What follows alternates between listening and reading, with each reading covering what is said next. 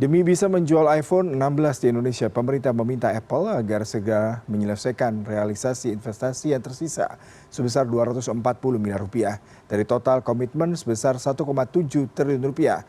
Sementara itu pengamat menilai investasi Apple di Indonesia belum masuk ke bidang manufaktur karena minimnya komponen dalam negeri yang bisa dipakai.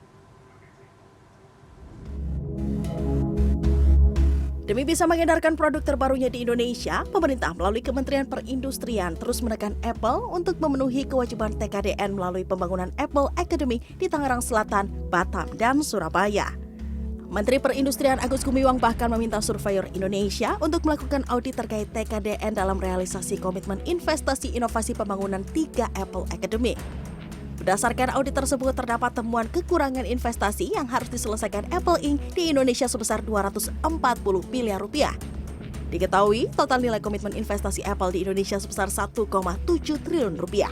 Sementara pada tahun 2023, penjualan produk Apple di Indonesia mencapai 30 triliun rupiah.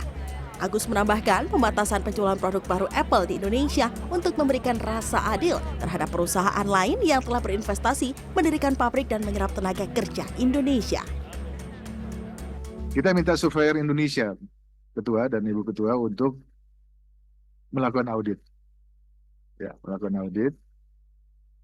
Dan memang berdasarkan hasil audit Surveyor Indonesia, ada kekurangan investasi yang mereka harus penuhi, ya, sebetulnya nggak besar, lebih kecil dari 300 setelah kita audit, nggak besar, ya, untuk ukuran perusahaan sebesar itu peanut. Sementara itu, Direktur Ekonomi Selyos Nailul Huda mengatakan sebaiknya Apple didorong pemerintah untuk berinvestasi di bidang pembuatan komponen pendukung pembuatan gawai. Hal ini diperlukan Indonesia untuk mengejar ketertinggalan industri dalam negeri yang masih minim menyuplai pabrik perakitan gawai asal Amerika tersebut. Apple sendiri dikabarkan akan meningkatkan tawaran investasi di Indonesia hingga 1,57 triliun rupiah atau senilai 100 juta dolar Amerika Serikat dalam 2 tahun ke depan.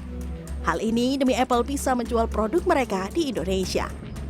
Yang menang dari Indonesia adalah cuman pangsa pasarnya dibandingkan dengan Vietnam, Malaysia, dan sebagainya. Nah, inovasi yang rendah sekali, kemudian juga tidak ada dukungan yang memang penuh dari pemerintah. R&D fund kita masih 0,25% dari PDB, dan kita masih sangat tertinggal dalam hal teknologi dengan Vietnam, dengan Malaysia, yang ini yang menyebabkan Apple ini tidak mau berinvestasi secara penuh di Indonesia. Nailul menambahkan cukup berat bagi Apple untuk berinvestasi secara penuh dengan mendirikan pabrik perakitan atau manufaktur di Indonesia, mengingat sebagian besar komponen masih harus diimpor dari luar negeri. Dari 320 komponen untuk gawai atau smartphone, Selyos memandang hanya 4 komponen yang bisa dipenuhi oleh industri tanah air.